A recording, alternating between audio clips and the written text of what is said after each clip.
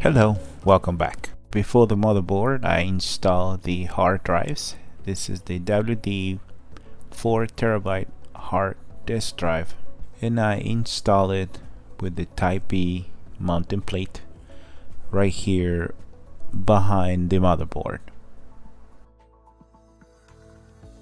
You will use these two cables to connect it to the motherboard and to the power unit. The one on the top comes from the PSU to give it power, and the one on the bottom comes from the motherboard for data.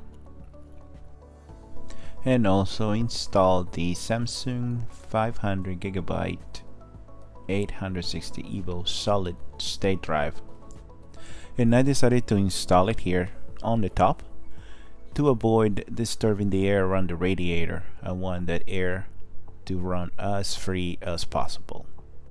To connect it, you will use the same type of wires that you use for the hard drive. The SATA coming from the PSU for power, and the SATA 6 coming from the motherboard for data.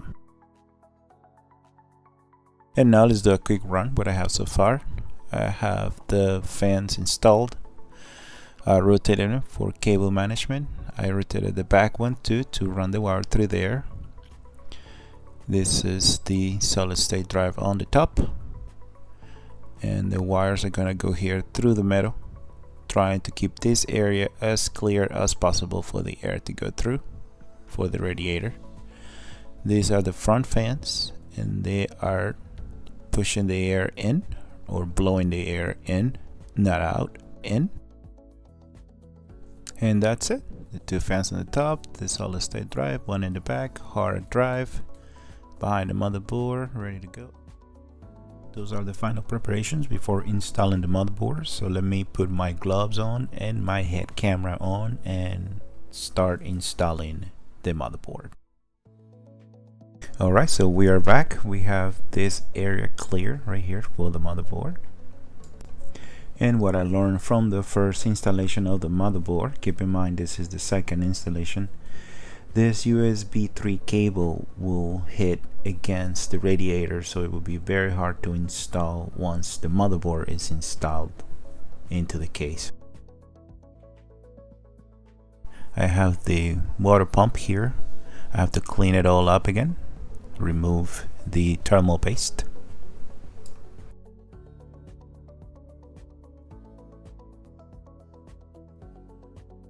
The I/O plate will go here. It doesn't attach to the case, it just lays flat against the case.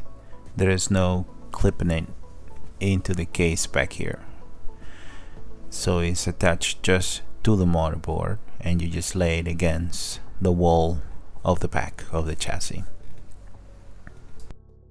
Alright, so let me show you how you would install the I/O plate in the back of the motherboard. Here is the motherboard with no I/O shield, and I'm looking for some kind of edge or clip or anything that will give me a click sound when I push the I/O shield into the back of the motherboard, but I can't find anything. So I'm just gonna lay it on top of it. This is how it will lay, like so. And again, I'm just pushing it down. I don't see any mechanism for it to clip or click into the motherboard. So after playing around with it for like 8 minutes or so, I decided it's gonna lay against the back of the motherboard just by pressure, so I decided just to leave it like that, and you can see it just stays like that, and just laying on top of it. I did not hear any click sounds or anything, so it's just laying right on top of the back of the motherboard. So I'm just gonna leave it like that. Another really good feature about this chassis is that it comes already with the risers already pre-installed into the case. So that's a good time saver right there. You don't have to unscrew them in, they're already in there. And they fit my Maximus X formula perfectly, so I don't have to mess around with them. It did come with 4 extra ones, but I didn't have to do anything to them. And let's check out the manual. This is how the screws look like to install the motherboard.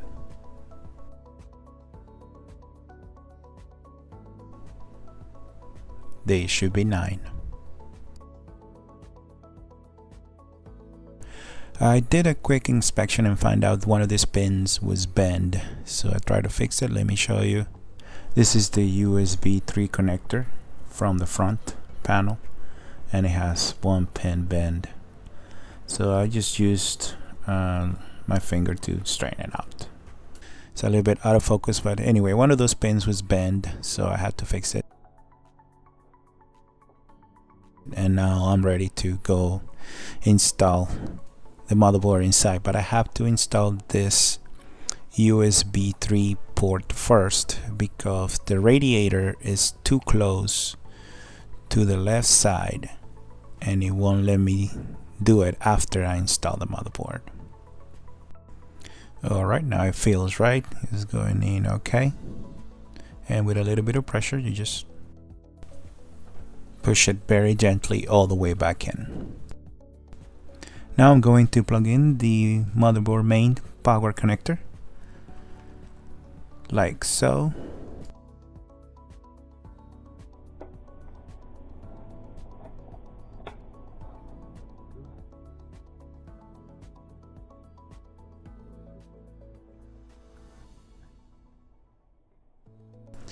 I'm gonna try to lay it down, but yeah, it's not gonna work. I don't have enough cable from the power cable supply, so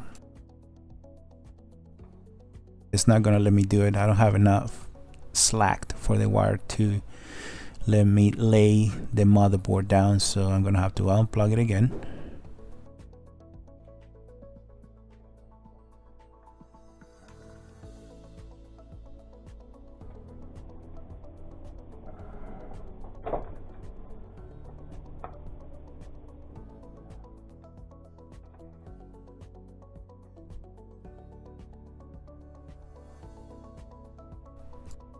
And now it's letting me lay the motherboard down completely. Now I just have to jimmy it and align it, align the back plate, align the IO shield back in to the proper receptacle, move everything out of the way, and just move it back and forth, make it neat, and make sure the screws, the whole screws are aligned with the risers from the chassis. The only problem that I see with this thermal take cooling system is that it doesn't give me the option to move just a little bit the radiator from the back or the right side of the case to the right side, and the hoses are not long enough for me to move it all the way to the right, so I have to keep it here to avoid putting extra tension on the hoses to take the liquid or the water into the pump. So I gotta play with this USB 3 connector here. It's a little bit tight, but it's okay. You just gotta organize it, make sure it doesn't pinch the wire, or the wire does not pinch or bend too much. But everything else is pretty good so far, just a little hiccup into the build. You can see here how tight it is. The wire is right there just against the radiator.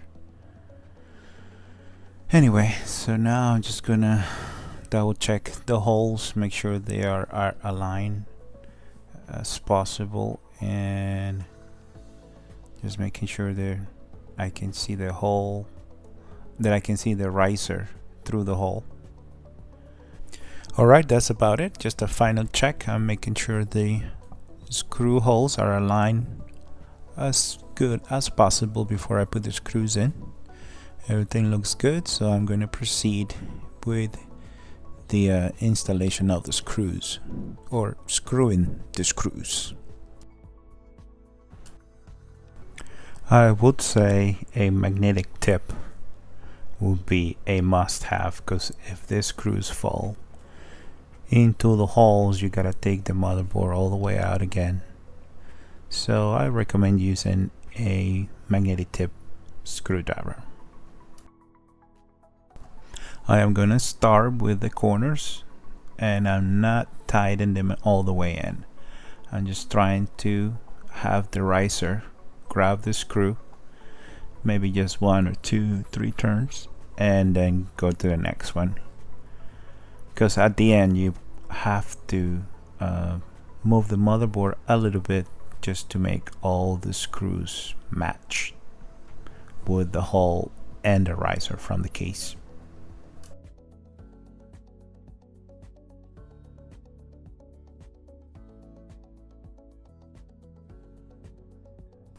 Alright, it finally went in. That is one. And I'm gonna try to do this one now, and you can't see it, but I can see that it's not completely aligned, so you gotta move it a little bit, and there it is, until I see the riser. And then you probably have to do that to every single one, or most of them, especially the corners. The first 4 screws are the ones that are going to give you more problems, or the most problems.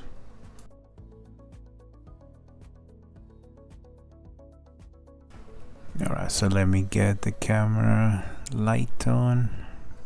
Not quite, there it is. And grab the screw. I always test it before I send it to the case, make sure it's attaching to the screwdriver. And here we go, very gentle, put it in there and try to screw it a couple times. Alright, now went a little bit easier. Now let's go for the other one. I'll come around here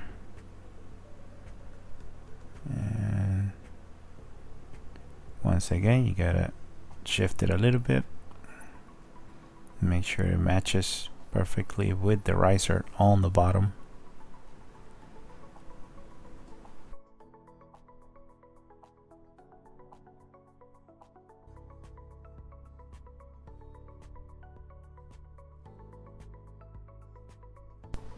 Alright, and here we go. Let's put it in. And sorry about my hand on the view. Let me just fast forward a little bit, because this one took a little bit longer. And there it is.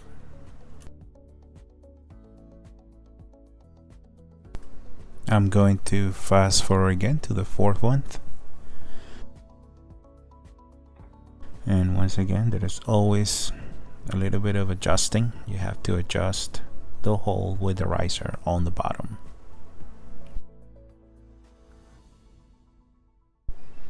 And here we go, very slowly.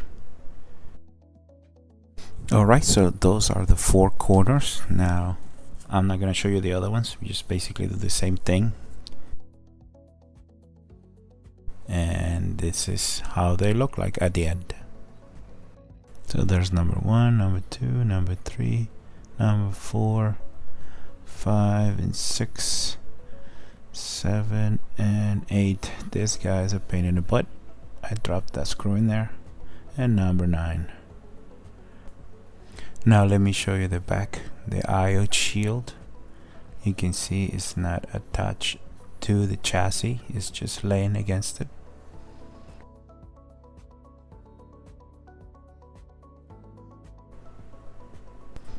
Like I said before, it doesn't clip to the chassis, it's just rest against the chassis. It's all just by pressure. And and here is the clear cover plastic. I just left it there for extra protection. Alright, so the motherboard is just laying on top of it. There is not any screw tightened, so let's do that one by one and tighten them all up. Here we go.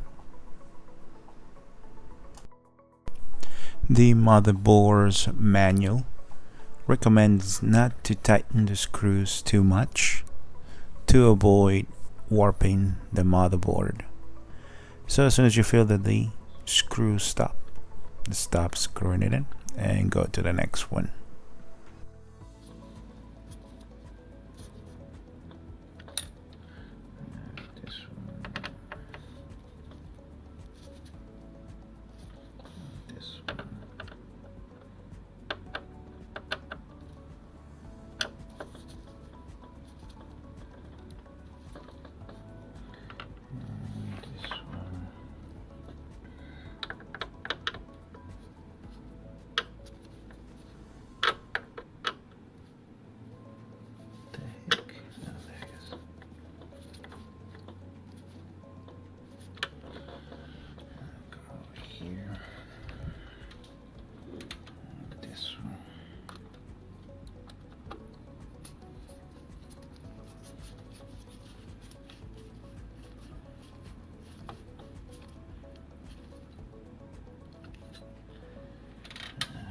Pain in the butt.